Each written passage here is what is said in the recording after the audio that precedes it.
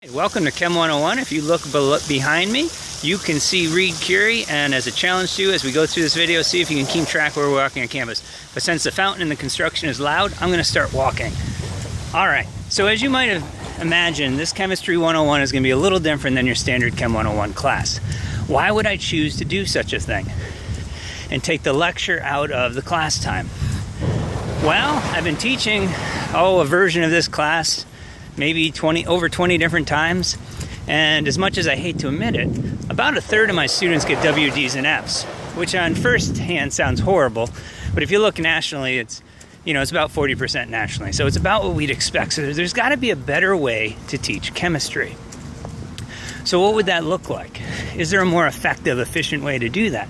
Well, if we put our lectures onto video, they run about a quarter of the amount of time as in class.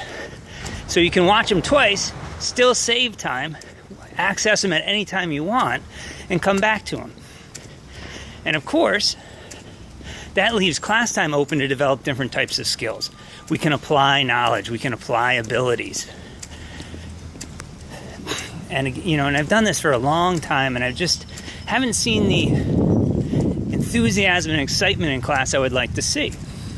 So I'm hopeful that you guys are going to fix that situation. You're going to get engrossed in the material. We're all going to succeed, and we're going to succeed well together. Now, I'm approaching my office. We're now on the main circle by Dalton. And my office, unfortunately, I have a second role with the university that's an administrative role, which pulls me away from Reed Curie. So if you're having trouble finding me, I'm located over by Starbucks in the Fairfax buildings, which is where we're going to end this video. And I really hope that you stay in this class and you stick with it, because I think you're going to find it rewarding. It might be a little different up front, but hang in there. 3 rules of life that'll help you a lot. Be on time, smile, persevere.